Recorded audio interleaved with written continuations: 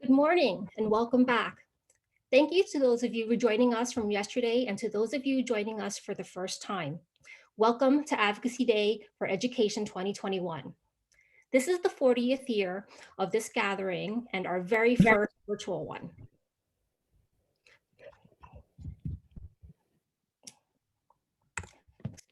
Sorry. Very first virtual one. Like most things PTA, this is a collaboration. And thank you to our 3 PTA council hosts, San Ramon Valley, Pleasanton, and Las Trampas Creek. I am Sapicha Castro from the Las Trampas Creek Council of PTAs, tasked with introducing this morning's final session. The Advocacy Day Planning Committee consisted of Nasser Mizahi, Mercedes Badger, Heidi Ellicott Pesic, Lisa Gross, Robin Clow, Susanna Ordway, Kevin Mayo, Lynn Ashley, Rachel Hurd, Velma Wilson, and Amy Richard. This group of PTA volunteers has dedicated time, energy, and months of meetings to organize this theme. Moderators and speakers to lead us to this point of Advocacy Day, advocating to our policymakers. We have heard from our school administrators about the challenges they are facing with educating our children. We have heard from our healthcare professionals that our children need support now more than ever before. And we have learned about what equity means to different people, and we must all continue to listen so that we will better understand. This morning, you will hear from California PTA on some legislative initiatives currently being discussed in session. And finally, we will hear from our legislators in a panel. We selected the theme moving forward with resiliency because we know that we must be resilient. Resiliency is defined as the capacity for a system to tolerate disturbances without collapsing, to withstand shock, and to rebuild itself when necessary and improve itself when possible. Please use chat for technical support should you need any, and use Q&A option to submit questions for the moderator's consideration. Finally, the session is being recorded, and now it is my honor and pleasure to introduce Shireen Walter, Director of Legislation, California State PTA. Shireen has been involved with PTA for over 24 years, becoming involved for the same reason many parents do, because somebody asked her to. She has found a passion for helping all children and families in California with her work as a community concerns advocate, the VP of Health and Community Concerns, and Director of Legislation for California State PTA. Shireen is the nominating committee's choice for president-elect for the 2021-23 term. She earned her BS in geophysical engineering from the Colorado School of Mines and her MBA from the University of California, Irvine. Shireen, the floor is yours. Thank you so much. I'm so excited to be here today. I've been with you guys before in person, and this is a whole new world under the pandemic. And so it's super exciting for me to be here with everybody. I wish I could have joined you guys yesterday. I heard that you had some exciting sessions. Yesterday was a Legislative Action Committee day for us at California State PTA. So I'm just going to tell you a little bit about that process, and then I'm going to tell you about some of the bills that we've taken a position on. So the Legislative Action Committee is made up of right now 21 people from up and down the state.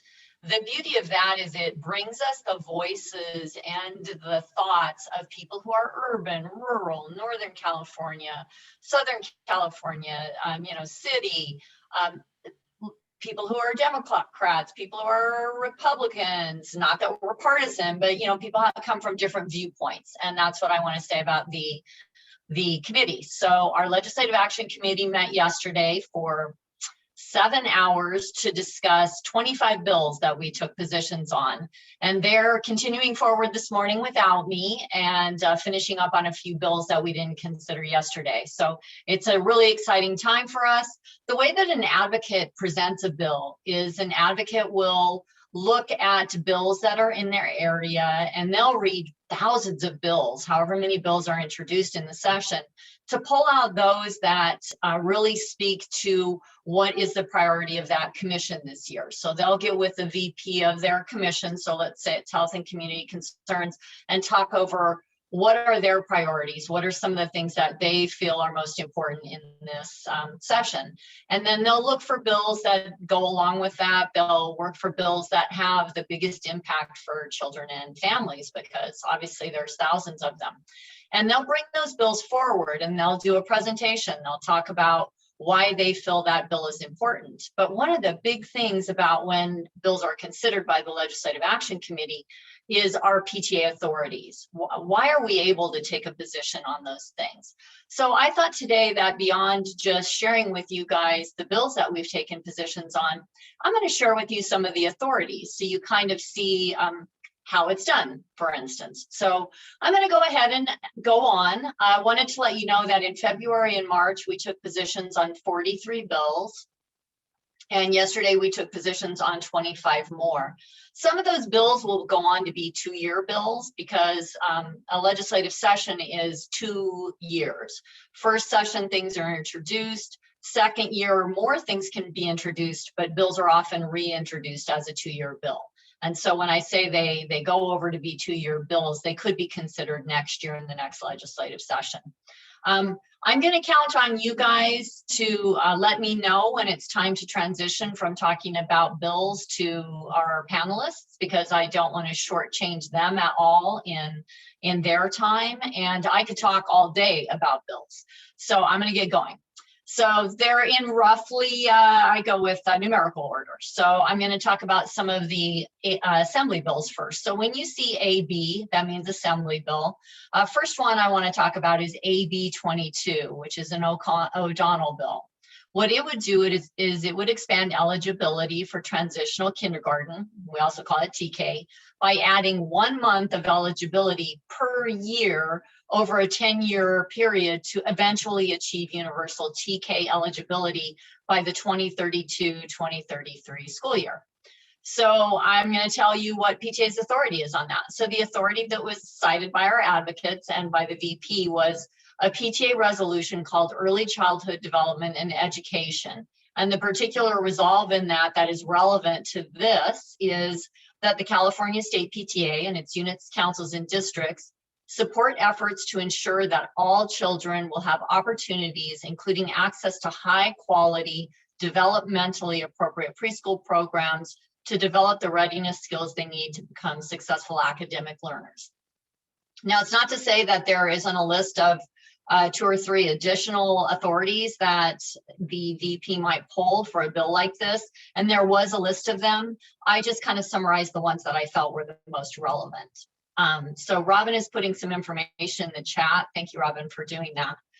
So that's, PTA has been a strong supporter of TK, and we have been for years. And so this is not an unusual bill for us to take authorities on or to take a position on. And all of these are a support. So if I forget to say that, know that these are support positions. So we've also taken a support on AB 101, Medina. This is a bill that adds completion of a 1-semester course in ethnic studies to the high school graduation requirements, commencing with the graduating class of 2029-30 school year. So the bill would also authorize local education agencies to require a full year course in ethnic studies at their discretion. And it would require LEA's, a local education agency, to offer an ethnic studies course commencing with the 2025-2026 school year. So I'm going to tell you our authority on that one. This has a little bit of controversy back and forth. This was a bill that was introduced last term and did pass and go to the governor's desk, and the governor didn't sign it. He wanted more work and more definition on what an ethnic studies course would contain. So our authority on this one is a position statement called Basic Education, which says, PTA further believes it is essential, and I'm just pulling out excerpts from it rather than reading the whole position statement because I'd lull you all to sleep and I don't want to do that. PTA further believes it is essential that communities understand and agree upon the basic elements necessary for one to function as a contributing member in a free democratic society, and that these elements should interact and be relevant in a changing world. Schools need a balanced curriculum, clear standards for student achievement, qualified, competent teaching, and parents and community involvement. And when these are present, students should be able to, and there's a lot of bullet points, but the one that is particularly relevant to this bill is develop an awareness and appreciation of cultural diversity. And so that's a very strong authority for our taking a position on this bill. So the next one, and I'm trying to kind of monitor the chat as well. I haven't seen anything come up, so I'm just going to kind of go through them, and you can all ask me questions at the end as well. That's probably even better. AB 104, Lorena Gonzalez, requires an urgency, it's an urgency measure, and an urgency measure goes into effect immediately upon signing of a bill, that local education agencies and charter schools adopt policies allowing parents to request that students be retained in the 2021-22 academic year. This is a very pandemic-driven bill, and that's why it's an urgency measure.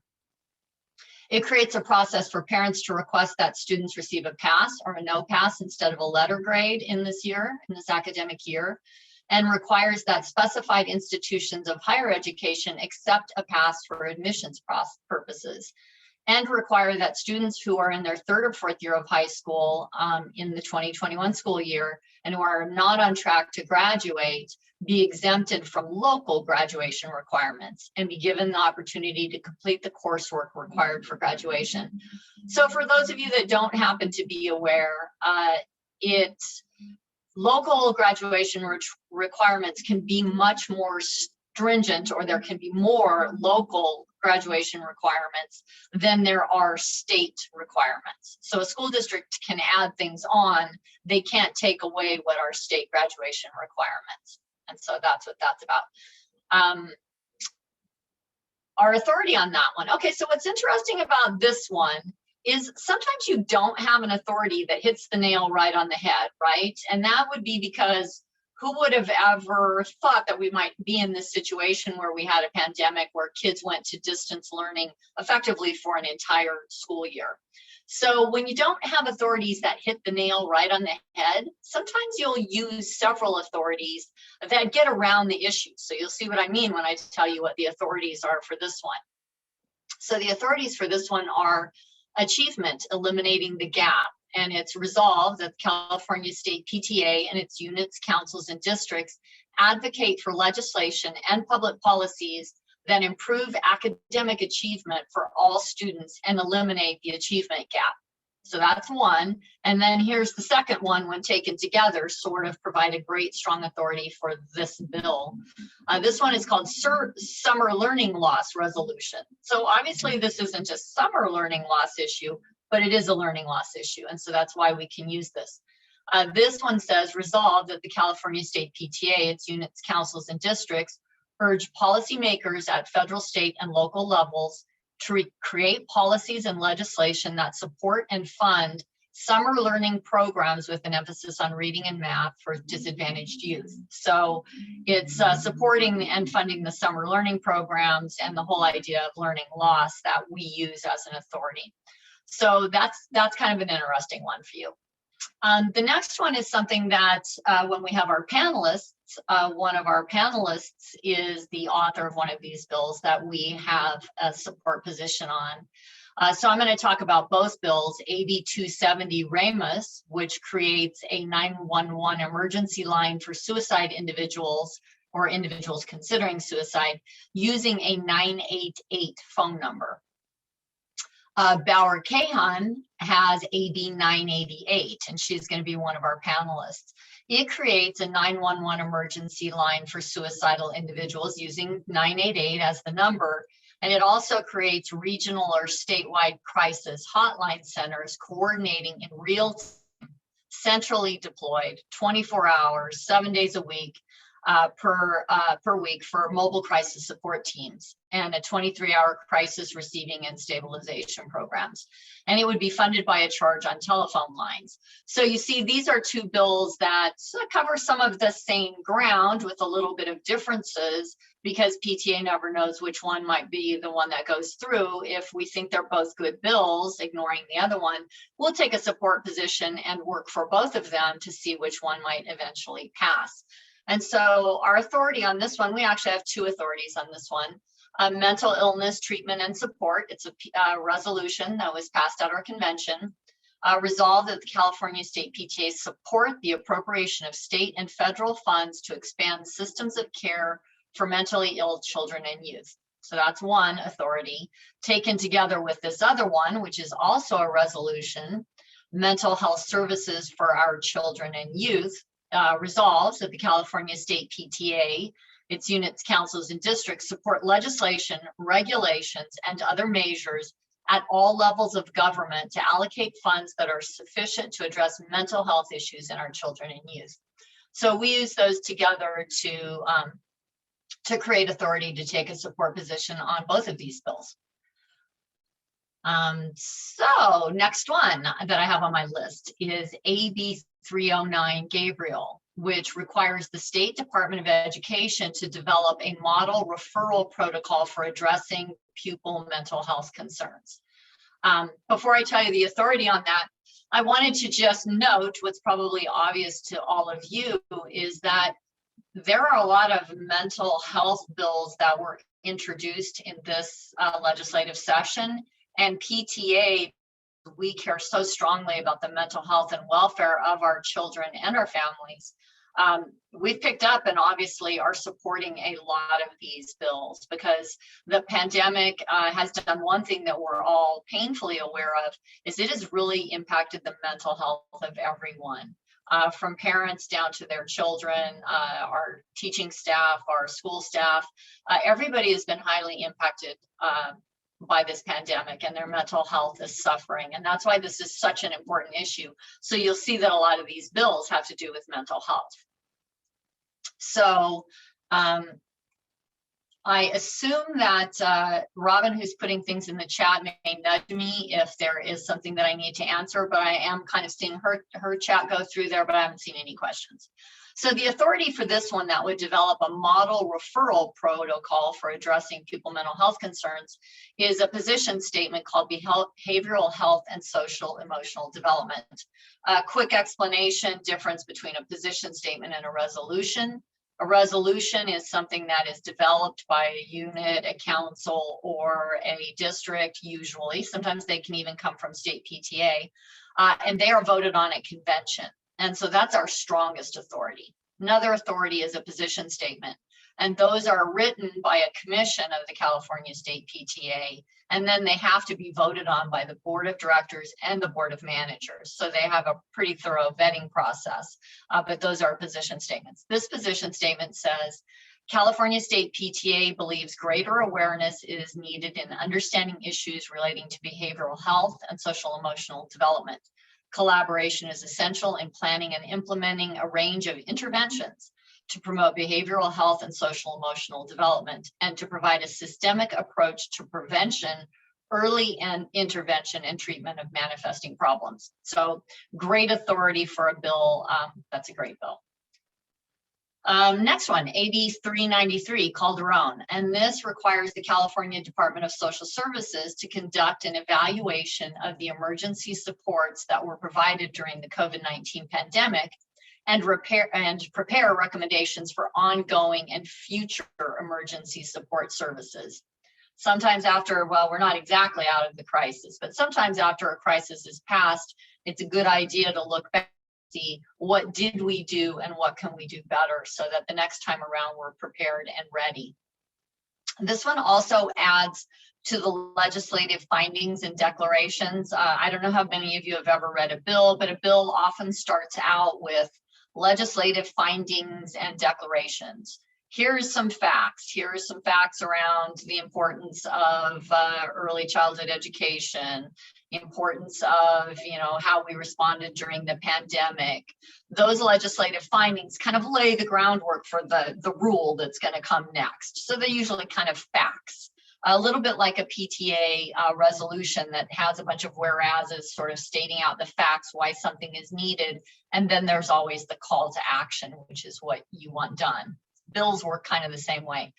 This legislative finding adds that the comprehensive needs of families should be a top priority, something that PTA would obviously support.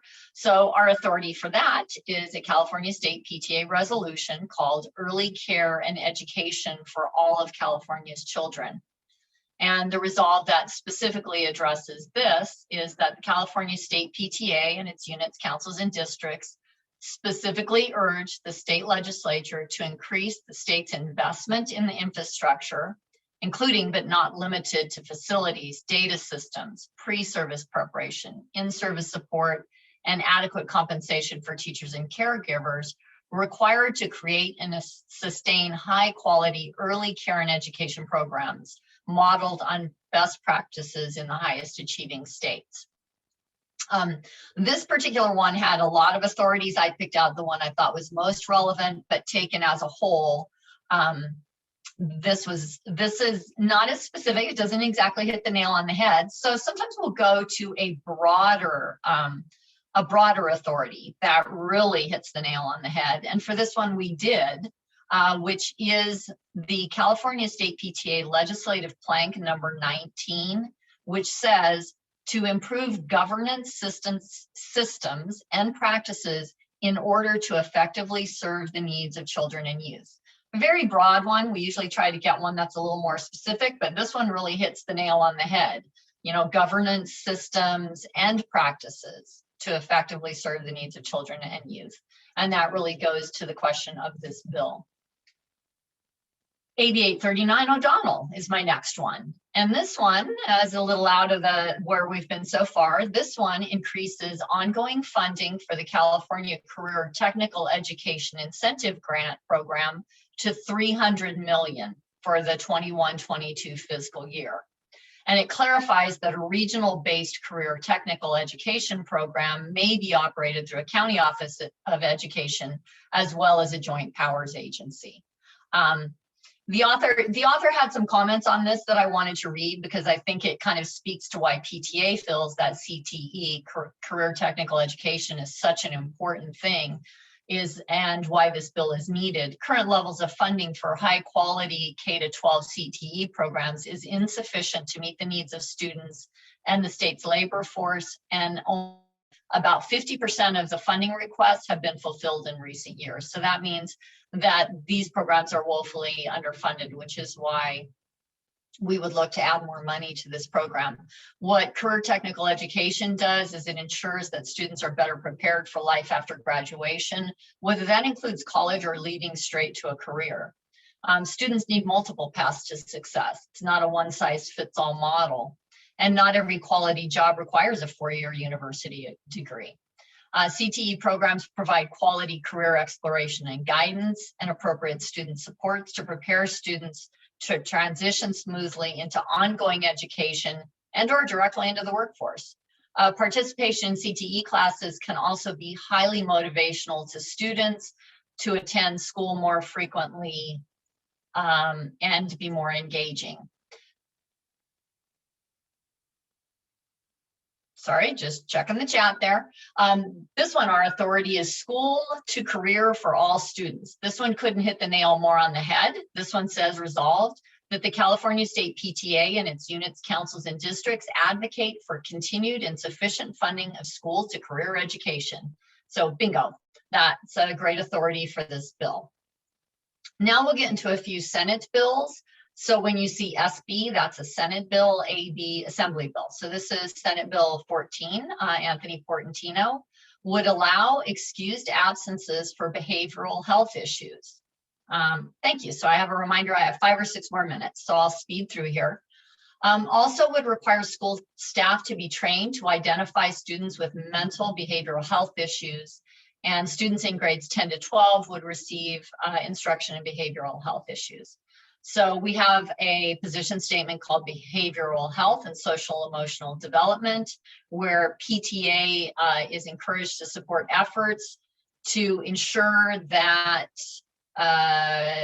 we provide information and education to understand and sustain children, youth, and family behavioral health and social emotional development, and to counter stigma related to problems. I think that's a great one, because one of the things that happens is with understanding of mental health issues comes less stigma. I think when they're a big mysterious box, mental illness, there's more of a stigma. And so if we can make sure to educate people that mental health is as important as physical health and is nothing to be ashamed or embarrassed about, and is the same as if you have a broken leg or a sore throat, the better. And so this is a really important bill. Another one is SB 17 PAN, which would establish an Office of Racial Equity, which would develop a statewide guidelines for inclusive policies and practices that reduce racial inequities, promote racial equity, address individual, institutional, and structural racism, and establish goals and strategies to advance racial equity and address structural racism and racial inequities. They're not the same thing. Obviously, you guys saw the pictures earlier. Our authority for this one comes from a California State PTA general principle: effective governance systems and practices that are rooted in social justice to effectively serve the needs of children, youth, and families. So this is one that we adopted at last year's statewide annual meeting and really is apropos to this bill. This last one, I hope I don't run out of time, because my last one is a bill that, beginning with the 2022-23 school year, would require a child to have completed 1 year of kindergarten before that child can be admitted to the first grade. So it effectively makes kindergarten mandatory. This is an interesting one because we don't have a position statement. We don't have a resolution that serve as authority, but what we do have is prior action on an issue. So this one I think is really interesting. Of course, I'm a bit of a geeky nerd when it comes to legislation, but we had in 1911, so way back in 1911, the National PTA Convention included a second International Congress on the Welfare of the Child. And in that, they recommended that kindergarten be made part of the public school system. So back in 1911, they realized the importance of kindergarten. And so that's something that national PTA and state PTAs have been advocating for years. So that's why it's of interest that we don't particularly have a resolution or a position statement that's current on that, because back in 1911, our I want to say forefathers, they're not really our forefathers, but our founding members of our organization knew that that was super important. I have one question in the Q&A, hoping to hear about SB 237. Well, funny that you should say that. I'll hit that real fast. SB 237 is a Portantino bill. It would require all students in California to be screened for risk of dyslexia in their early and elementary years. Our authority on that one is a resolution that was just passed 2 years ago at convention, dyslexia addressing the educational implications in public schools. And that one, our authority for that is that the California State PTA and its units, councils, and districts support early screening for signs and symptoms of dyslexia in kindergarten through 3rd grade with parental notification. So exactly hits the nail on the head for SB 237. What I want to encourage, if you want some more information about this particular bill, go to PTA convention, our virtual convention that's coming up next week and the week after. Our legislation team hot topics workshop has the author of the bill, the author of the resolution, and we will be talking specifically about this bill as well as some other mental health bills. So I encourage everybody, if you haven't signed up for a PTA convention, I think today is the last day for the early bird membership. So get yourself signed up and please go to the hot topics workshop if you want to hear more about that particular bill. So I think that probably does it for me time-wise. Just double checking if our panelists are all here and ready to go.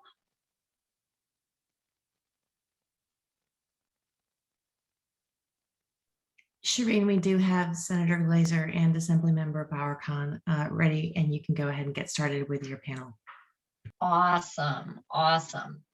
So what I'm going to do is I'm going to do a very quick introduction of our panelists that we're super excited to have with us today. And then we'll just get right to the questions. I think that I will give them, I'm not sure what they were told, but I will give them each a couple of minutes to just kind of give an introductory statement about themselves, something I may have missed when I give the introduction that you want everybody to know, and then we'll go into the questions that I have prepared, and then we'll see what questions our audience members have. So I'm going to go ladies first, and I'm going to introduce Assemblymember Rebecca Bauer-Kahan, who does have a bill that PTA supports, as I mentioned, AB 988, so we are in support of that. She was elected in 2018 to serve the 16th Assembly District. She's an accomplished attorney, environmental advocate, community volunteer, law professor, and mother. As an attorney, she specialized in ensuring major corporations complied with environmental laws and regulations by leading internal investigations to improve environmental practices while maintaining profitability. She oversaw and grew her office's pro bono program, and under her leadership, the office expanded their efforts to include civil rights, immigration, homelessness, and domestic violence. For the last several years, she's taught appellate law and legal research and writing at Santa Clara University and Golden Gate University. She is a member of the Banking and Finance Committee, Environmental Safety and Toxic Materials, Privacy and Consumer Protection, Public Safety, Utilities and Energy, and an additional 7 select committees. So definitely has a lot of committee assignments. I will mention that more extensive bios on these two are available on the website. So make sure to go on there and look further. Next, I'll introduce Senator Stephen Glazer. Welcome. He has 2 bills that PTA is in support of, SB 21, which is a mental health awareness license plate, and SB 22, which would put a school facility, public preschool, K-12 and college school facilities bond on the ballot. So those are 2 that PTA does support. So Senator Glazer was elected to the California State Senate in the 7th District in a special election in 2015. He previously served as a city council member. She's nicely correcting me on the pronunciation, and I appreciate that. Kahan, so Kahan. My apologies for mispronouncing that. I actually even went on Webster and looked up how to pronounce it and still didn't do perfect. My apologies. No worries. So back to Senator Glazer. He's a lifelong environmental advocate. He's led efforts that raised hundreds of millions of dollars to permanently protect open space in California and 25 other states. He was a former senior advisor to California's Governor Jerry Brown, working with the governor to help return California to solid financial footing in the midst of the Great Recession. He served as an appointed CSU trustee, working on limiting tuition increases and lowering administrative costs, something we can all appreciate. He is the chairman of the Elections and Constitutional Amendment Committee, serves on agriculture, education, governmental organization and insurance committees, and is a member of the Bay Area Caucus, Delta Caucus, Environmental Caucus, Jewish Caucus, and the Technology Caucus. So I want to welcome them both. So I'll go with the order that I gave your intros in, and we will let Assemblymember Bauer-Kahan start first.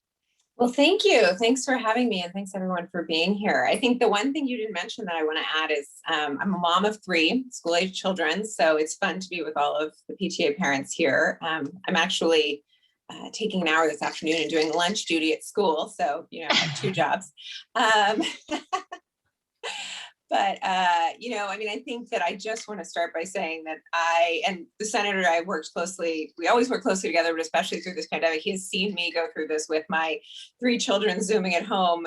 And, it's for all of us, this has been a year, and we are really getting to the other side of it. Our kids are getting back to school. They're getting back to their life as normal. I so appreciate that one of the things you guys are talking about is mental health of our students, because we've all seen it this year, the way our kids have struggled, not being on the playground with their friends, not being in the classroom. And I think that the biggest thing that we can do for them is get them back to life as they know it and to being the kids they deserve to be. And, you know, seeing my kids coming back to life has just been amazing over the last month. And so, you know, personally, I remain committed to ensuring that our kids continue to get back to school more. My kids are almost there, but they're still not at 100%. So ensuring that we get them back to 100% by the fall, and, you know, that we continue to provide them with the education they deserve, because their future is on the line. And we know that, and we're dedicated to it. And we've done some things, but we need to continue to ensure that we're keeping our eye on the ball of providing them with the education they need. All right, thank you so much. I appreciate you mentioning that you're a mom of 3 kids. That's exciting, I'm sure, for everybody to hear.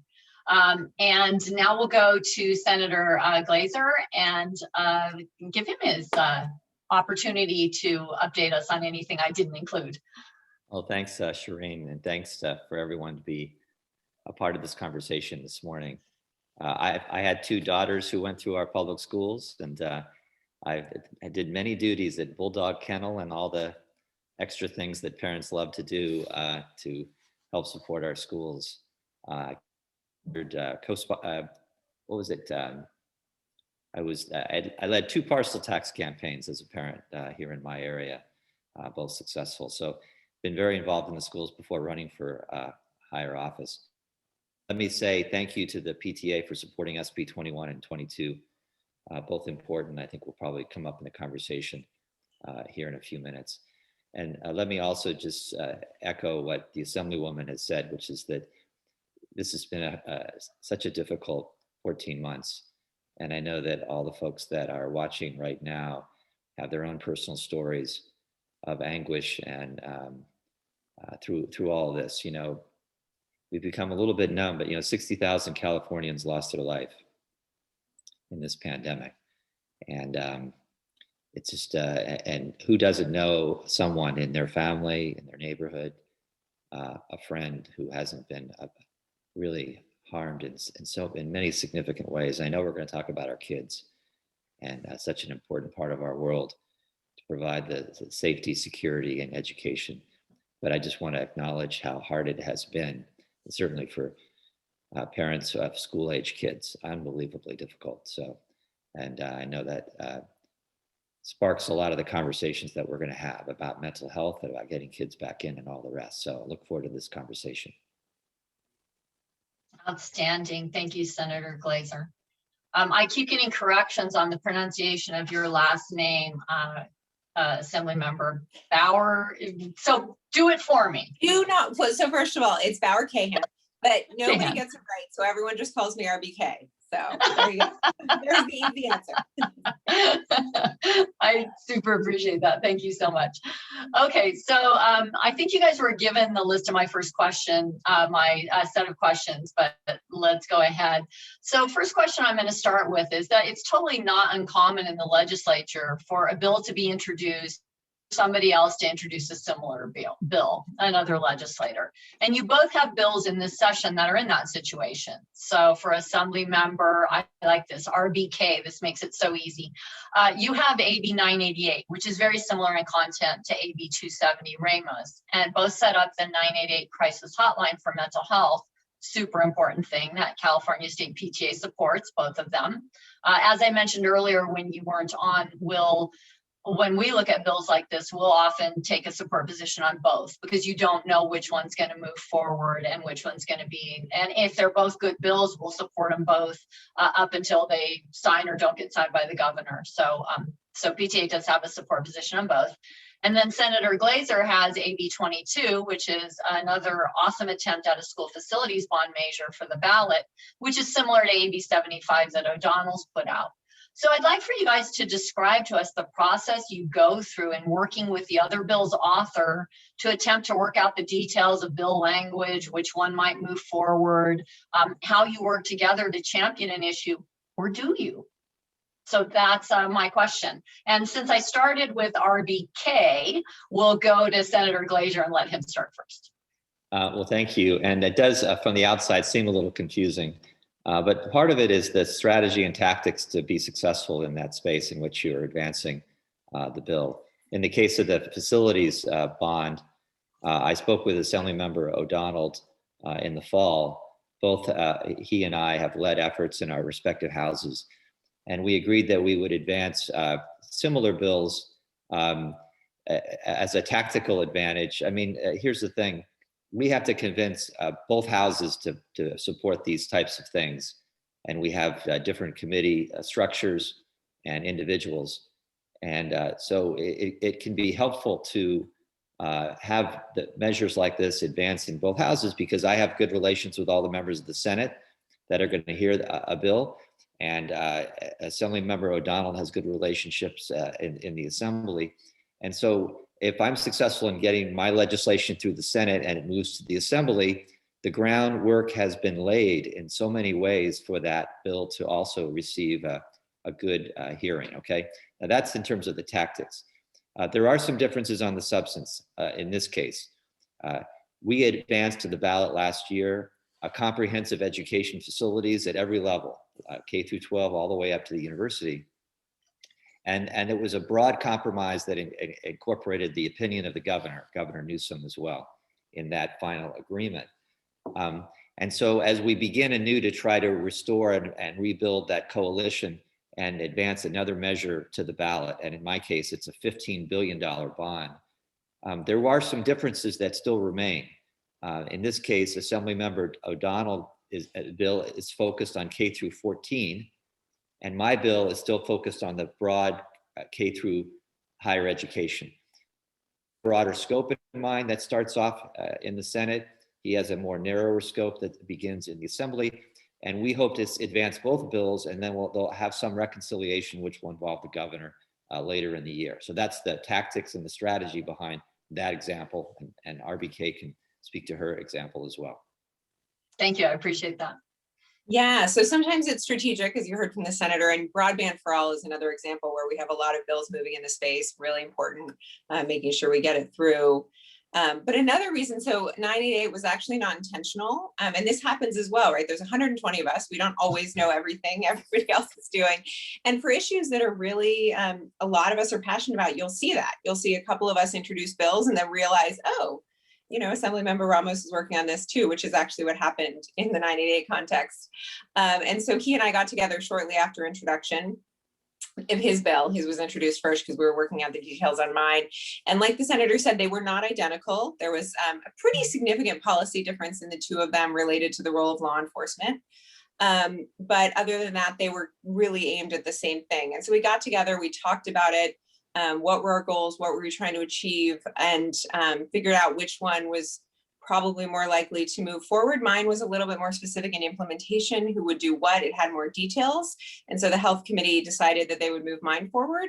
And so Assemblymember Ramos came on to mine as a joint author. His goal really was focused on suicide prevention. He's part of the Native American community. They struggle with suicide a lot. And so he actually added some things to my bill focused on suicide prevention, which is really an important addition. And he brings an important voice to that conversation. And now we're moving together AB 988. And I do want to say thank you so much for your support. It's going to be a heavy lift.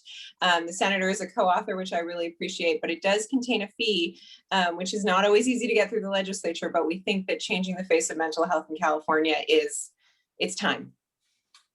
Yeah, and I don't think that anybody who doesn't understand how crucial this is, and when you look at the statistics on the number of suicides, and they've increased substantially in the last 10, particularly in the last several years. So definitely on everybody's mind. And I know that within PTA, it's on the minds of all PTA members, and they really care about it. So that's great.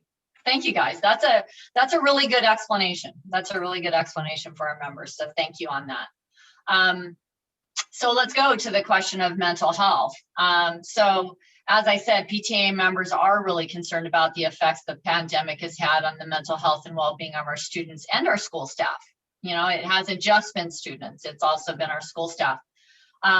California is ranked regularly at the bottom among the states in the number of counselors per student.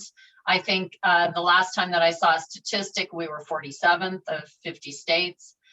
2019 report by the California Association of School Counselors stated that nearly 60% of California schools report having no school counselors employed on their school campuses. So both of you have introduced bills in the area of mental health, not particularly on increasing number of counselors in the classroom, but around the area of mental health. So it's clearly a concern of yours. How do you think that we can address the mental health needs of our students and staff in schools to help them recover from the effects of the pandemic? And what other bills have you seen that seem to address this serious mental health crisis? So just big generalities. You can talk about your own bills, but also about other ones you've seen. What do you think will make the biggest difference for our children? So let's see, we'll rotate and go to our Assemblymember RBK. Okay, no, I think it is really one of the things that we need to be most focused on. Obviously, the pandemic's effect on our kids has been incredible. We know kids are behind. We know that they didn't get the same level of growth that we would have hoped they would have gotten. So we need to focus on that, but we also know they've suffered, right? We know that the calls to the suicide hotline are up this year. The number of suicides appear to be slightly increased, and we need to be doing everything we can to give our kids the wellness they need. And I have to say, we live in a community with sort of model programs. I mean, the wellness centers in our high schools are incredible models for what we should be doing, right? Integrating wellness and mental health into our system. So, when I got on, you were talking about the Portantino bill, about teaching mental health in the schools to destigmatize it. And I think that's also what our wellness centers do, right? When they're an integral part of our school, it's not, oh, you have to go over to the counselor, right? And I think that's really crucial, is just providing access to those resources at the kids' fingertips so they can get them when they need it. But I think that your point is well taken, which is, as a result of our funding, a lot of schools don't have the resources, right, to provide the counselors and the support our students need. So we did just pass $4.5 billion in aid to the schools, which specifically directed some of it to mental health. And I think that was really critical. And I know in the Assembly, there's a group of us that are parents of school-age kids, some as young as my first grader, some in high school. And we are often in conversation about sort of what we see on the ground in our own communities. And this has been something that we have been really focused on this year, is how do we get our kids back to the healthy, happy people that we know they can be. And so it is a focus, and that's why there was the budget action. I think we'll continue to move forward with funding this. We're trying to help support these creative models, grow them, see more wellness centers throughout California, and just ensuring that the resources are there for schools to provide the care that kids need. Thank you. Senator Glazer. Yeah, well, thank you. Let me address this in the macro and then the micro on the schools. On the macro side, I have a 3-bill package on mental health. It's a very big deal. One bill deals with the oversight and all the mental health programs in the state. We provide almost $7 billion in California on mental health every year. And so my first bill is focused on tracking that spending and making sure we're getting the outcomes that we would expect in that program. That's SB 749.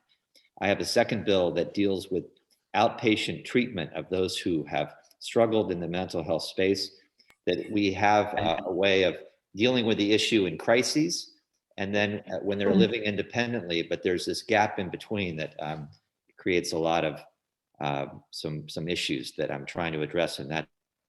Finally, I have a bill that would create a mental health license plate, SB 21, that would, with all the money going to K through 12 schools for mental health programs, and it's on your screen. Thank you for sharing it. This design was created by a Doherty Valley. It was what the contest to create this plate was won by a Doherty Valley high school student, Anushree Banagier. This legislation has gotten through first of the 2 hurdles in the Senate. We're hoping to get it on the governor's desk this year. But we're hoping to show the governor their support for it. We need 7,500 people to acquire this plate for that money to start being generated for our schools. And so if you're interested in showing your interest in having a plate like this to create greater awareness about mental health, go to a website, www.beingwellca.org. And I know you have Graham Wiseman coming on later in your program today, who's been a great leader in this effort to create this mental health license plate with funding going to the schools. So that's a wonderful thing. And I hope maybe somebody can put it in the chat, the website sign up, since I don't see it on that slide. It is in the chat. Thank you. It's in the chat. Thank you. So there are other bills. I'm a co-author of the Portantino bill about mental health education in our schools. We have another bill by Senator Daly that would create mental health grants for programs in schools.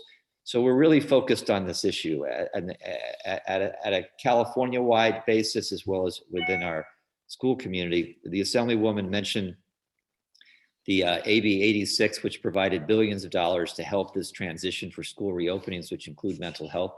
She's absolutely right, and we hope those funds can be used to help our kids in so many ways. So there's more to talk about in this space. Let me one last mention.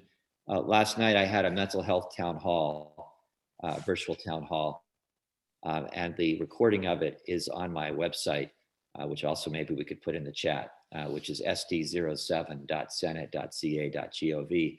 And we had in that real great experts from the county behavioral health community, from the local crisis center. We also had the top physician from Kaiser in the behavioral science space to give advice on resources and coping.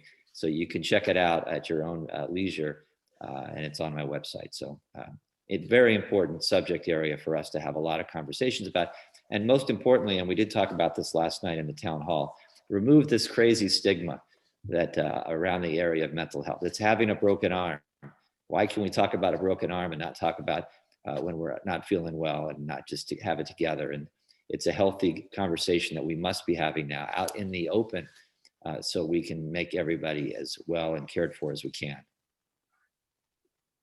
I so agree with that last statement. I think that's such an important thing. And, you know, one of the things when I do go around the state and I often get the chance to talk about mental health, one of the things that I remind PTA members is they can make the biggest difference in their own schools by talking about mental health, having programs about mental health. Let's not have it be that big secret topic that nobody can talk about. And the more that it is brought out into the open, the better that is for removing the stigma. So totally appreciate those last comments. You know, something that you guys both said, I'm cheating a little bit because I'm not heading directly to question 3, but something that you both said is something that I'm curious about is AB 86 did provide some awesome funds in the short term. And they're so, you know, schools are not going to be hurting right now in the short term because we have so many, you know, federal funds coming to us, state funds coming to us, that we're really to meet a lot of the needs. But I know that PTA is concerned, and maybe you guys are too. What happens after that? You know, after that federal money is no longer coming, state money is no longer coming. How are we going to sustain some of these needs that really are going to be ongoing? So this is really cheating now, because I didn't tell you I was going to ask this question. Now I'm going to pick one of you to go first, but I'm going to go to Senator Glazer. So. Well, of course, you're right. And it's a part of the challenge in budgeting in general terms. We call it the out years, that an infusion of money in one year is good. But if you're not thinking about the out years, you're going to end up shortchanging those goals, because you're going to have to pull it back. And it is a serious challenge. Look, because our revenue picture is brighter than certainly anything anyone expected, but it's not in perpetuity. So we do see the drop off that you're speaking about, and it is a big concern. So one-time funding, like in training programs on mental health, as an example, that's good, because we're going to take the workforce as we have it today and get people up to speed. But the ongoing support in the schools, that's where we need the license plate to create that funding source, so it's there in perpetuity, directed specifically for an important source. But look, I have no answer to the question, because it's something that we have to have thoughtful discussions about and thoughtful decisions to make sure programs that we are establishing are sustainable in the long term, because that's what really is required. I think our members are going to be happy to know that it's something that you guys that's on your mind and you're thinking about. So, okay. And Assemblymember RBK. No, I think that's exactly right. I mean, our projections this year are way beyond anything that I know the two of us expected. And that's true for most of the public, both with federal money coming in, but also with, our revenues outperforming our expectations. But if you look at the projections, that's not true for the next 3 years, right? The next 3 years we show a deficit. So ensuring that we're set up for the future is really critical. So I know that the two of us and others are saying for that excess revenue, a lot of it needs to be put into the rainy day fund. We need to be paying attention to the rainy day because our projections are saying it's coming, so that we can continue to fund these programs even when things aren't as good as they are this year. So that's really critical. I think that one of the things that I've been really focused on since getting to the legislature is how do we bring up our per pupil funding? Just what you get every single year to make sure that our schools have what they need to provide these resources that are critical, right? I mean, it's not just teaching our kids to read, it's keeping them healthy. That is really critical to what is happening in our schools. And so, you know, in the governor's January budget, we saw an increase to the per pupil funding. I think that was a really exciting thing that we're seeing that go up. It needs to go up. You know, I was a co-author of Assemblymember Marisucci's effort to bring up the base grant for every single school, bring all the ships up. We're going to continue that effort. So I do think that's really critical because, to your point, one-time funding is good, but it's, you know, it's important that as we put these programs into place, we know that they're there in perpetuity. It's actually one of the reasons AB 988 has this fee that not only will allow the phone system to set up, but it will fund the mobile crisis response teams, because we know that if we just fund the phone system, we don't have the teams to respond to those in mental health crisis, then what are we doing? And we want it to be funded in perpetuity. We want to set up a system that works. And so it's going to be wrapped into the fee to ensure that it's protected and that you will have that service and know it's there for the long term. Yeah, I would agree with you. And I would say that it's also important that those crisis teams be in place because they know how to respond to mental health crises. So that is super important. I will go to question 3, but since there's a question in the Q&A that has to do with funding and we were kind of on the subject of funding, I'll go ahead and read it out and see if either of you would like to answer it. I'm not sure if you see it, but I'll read it. It says, is there interest in moving to an enrollment-based fixed school funding rather than attendance-based variable funding, especially in response to potential COVID-related absences? So would either of you like to touch on that in regards to funding? Well, it's a discussion point. It's been raised, and you know, I don't know really where it goes, except that you know, there is an evaluation going on about how the funding is directed, and it's a robust discussion. It is, and I think here's the truth of the matter is we all know that the funding pie is only so big. And whether you make it attendance-based or enrollment-based, that doesn't increase the size of the pie. So the question is really more about increasing the size of the pie than it is about how we, I mean, I understand that for some schools that have high absentee rates, that is important to them, but just overall on a statewide basis, you're not increasing the funding by dividing it in enrollment versus butts in the seat, as we're famous for saying. So. Okay, so I will go ahead now to question 3, which is not a surprise because you guys have been provided with it. And that's that the pandemic has shown us that our school facilities are woefully inadequate to address the needs of schools working to return students and teachers to the classroom. You know, we have inadequate HVAC systems, ventilation's poor, schools lack space for physical distancing. A lot of, you know, we've known that we've needed more modernization money, obviously, but this pandemic has really shown that. And it's also exposed the fact that we have 1 million students in California who lack connectivity for distance learning. And so my kind of question is, how is California going to prioritize infrastructure needs so that our students can learn and thrive? And so you know, I'm thinking broadband, I'm thinking school facilities, anything that helps our kids to get what they need to be students who can learn. So let's see, Senator Glazer was brave enough to go first on the audience question, so I'll go to Assemblymember RBK first. Yeah, no, I mean, I think it's a great question, and I'll let Senator Glazer talk about the bond because it's his baby. But, you know, obviously that's an important piece of this. But you're right. I mean, my kids go to an incredibly old school where our ventilation system during COVID right now is the door open, which is good, as we know, but that's all we got. The windows don't even open. So, you know, I mean, these schools are really outdated and we're relying on our local communities to step up and provide the bond money. And then it goes really fast with the cost of construction right now. So how do we continue to do more? Now, the $2 billion we provided for return to school. I don't know if you guys saw the article in the Chronicle recently. They had done a study on different districts locally here in the Bay Area and how they use that money.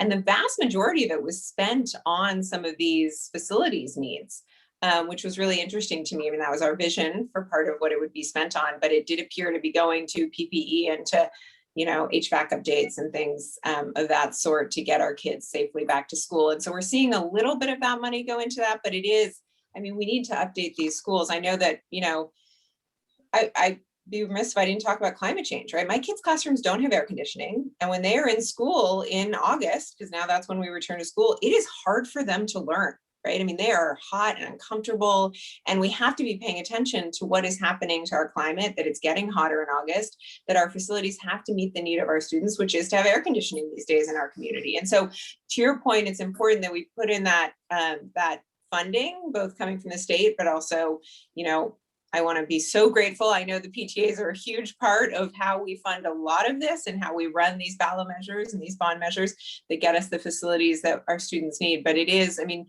we as a state need to be putting more money into this because it is critical to the learning of our students. Thank you. Senator Glazer, you're looking ready. Well, first, you know, even before this pandemic, we had such big problems in our school facilities. Oh my gosh, across the state. And that's why we had a $15 billion bond on the ballot last year, which got the unfortunate number of Proposition 13. So the pandemic's made it so much worse. I mean, in your setup to the question, you've identified all the various problems that we're experiencing, even and doubly so because of the pandemic. Our ventilation systems, our air cleaning systems, our spacing requirements, all those things. And so it speaks to why we need to get a facilities bond back on the ballot in 22. And that's the goal, is to have that on the ballot either in June or November of next year, if the public support is there, and we'll assess that as the bill moves forward. So I'm happy to say that, you know, both the federal money and the state money can help in this space. You know, it's a lot of money, and the needs are great. So, and it's all being decided on the local level. So for those who are, you know, in this Zoom, I hope that they are connecting with their school board members. I'm sure you have a lot of school board members who are on this, in this conversation, that they're going to be in a position to make some tough choices about how to allocate that money and where they can invest it in facilities with long-term benefits that they might consider doing that. But the need is profound. And we talk about it in terms of, you know, air conditioning, where the classrooms might be 100 degrees, but there's also significant problems in the state in terms of the drinking water systems, having them be no lead pipes and mold in classrooms. And I mean, the need is astronomical, even before the pandemic. So it does require some tough choices by our leaders, our local school leaders, but we're trying to generate the resources so they can make those choices for the benefit of our kids. Agree. Yeah, I agree with you on that. Thank you for that, and thank you for bringing forth SB 22. I'm glad that PTA supports it. We have another layer before we throw out our support. Our Legislative Action Committee has adopted a support position, but because it goes to a ballot measure, we have another layer of support before we come out with that. But that'll happen next week. So we'll be glad to be able to support that. I don't have any questions in the chat, so I'll go to an unprepared one that's kind of on my mind. Which is the difference in this legislative session. Last year obviously was so abnormal, you know, nothing was considered unless it was pandemic related. This year is a little different. I'd like for each of you to just talk a little bit about how this session is different than last year's and how it's different than the way that legislative sessions generally go, you know, and that we're seeing a lot of bills going to two-year bills. Just what you're seeing and what you see as the major differences in this year with the legislative session. So let's see, I've lost track of who I'm with, but the face I see closest to me is Senator Glazer, so you get the luck of the draw there. Well, I think it's just like anybody in any work environment that's was interrupted by COVID. The same thing has happened in the Senate. I mean, we've had to be back in session at times in which the virus was still spreading around the state. So it was very uncomfortable, but we were all physically distanced. First of all, the state capitol is closed. The public's not allowed, except in very narrow circumstances, to provide in-person testimony. And so that affects our staff too. For much of this year, we could have no staff in the building with us when we were there. Earlier this year, we were allowed 1 staff. A few weeks ago, we were being allowed to have 2 staff. And so all of our staff are working remotely, both in our district offices and in the state capitol. And when we're doing our business in the capitol, we have to have physical distancing between me and members of the Senate. Usually all 40 senators are on the floor at our desks that in some cases are next to each other.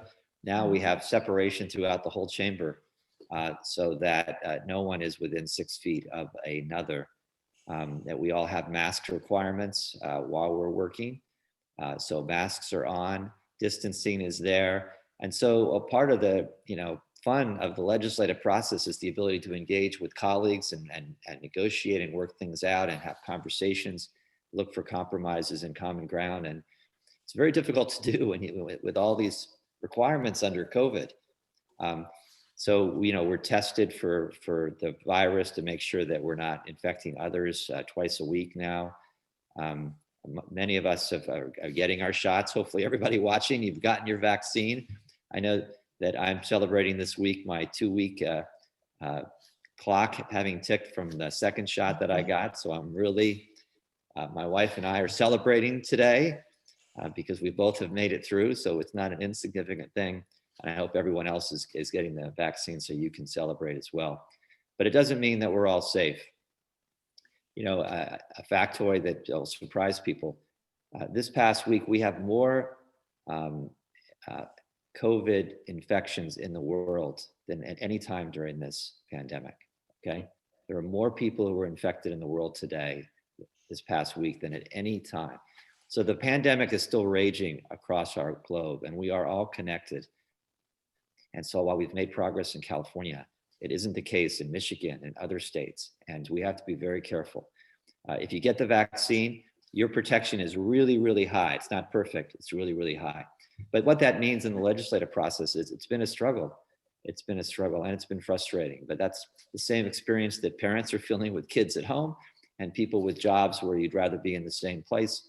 It's not any different, but that's kind of been our legislative environment from the Senate point of view. And the Assemblywoman may have a different or similar experience. Thank you. Yeah, I mean, the same protocols are very similar in the Assembly. And as a result, one of the things that you're seeing when you say more bills are being turned into 2-year bills is that we in the Assembly only have 3 spaces, 3 rooms that can fit us while 6 feet apart. So we're like the California classrooms. We don't have a ton of physical space in most of our committee hearing rooms.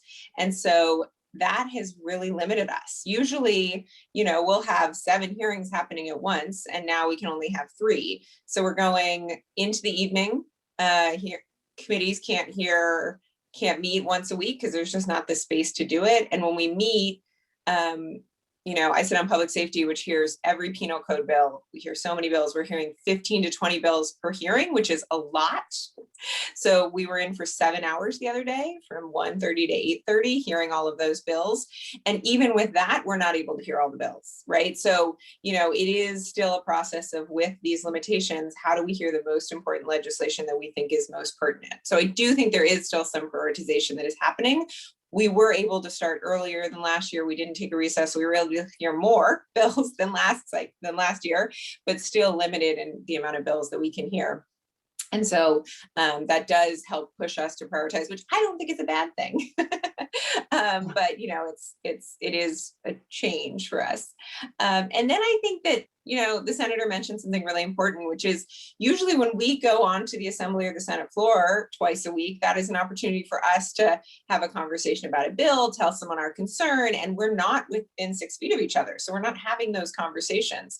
And so actually yesterday I was in banking committee and we debated a bill for almost 2 hours back and forth in a way that I had never experienced in the legislature, because none of this had been hashed out in conversations prior. And so it is interesting, it's happening differently. I think it's an important piece of legislation. It did move forward, but we're going to see it sort of worked out. And it was amended more in committee than I'd seen before. So there are ways in which it is different, but I think we're prioritizing. COVID still remains a top priority for us, really focused on, the vaccine is getting to a lot of arms. California is doing an incredible job. And we're getting to the point where now supply is outpacing demand, right? So how do we get the folks who are hesitant or who can't get to a clinic access to the vaccine? Still remains top of mind for us, because we know getting that vaccine into as many arms as possible is our path forward. So we continue to remain really focused on that, continuing to focus on recovery. We've done more. Usually we don't hear budget bills until June. We do all of our budget actions in June. We have done budget bills almost every other week since we got back in January, because we're continuing to work on small business recovery. We did a small business tax bill just this week related to the PPP loans and ensuring those are tax-free. And so we continue to move budget items to support. We did the school actions in February to get the money out to schools to reopen. So there's a lot more moving related to the pandemic than per usual. And that's a lot of work, but it's important. And we know that we want to make sure we're set up for a strong recovery coming out of this.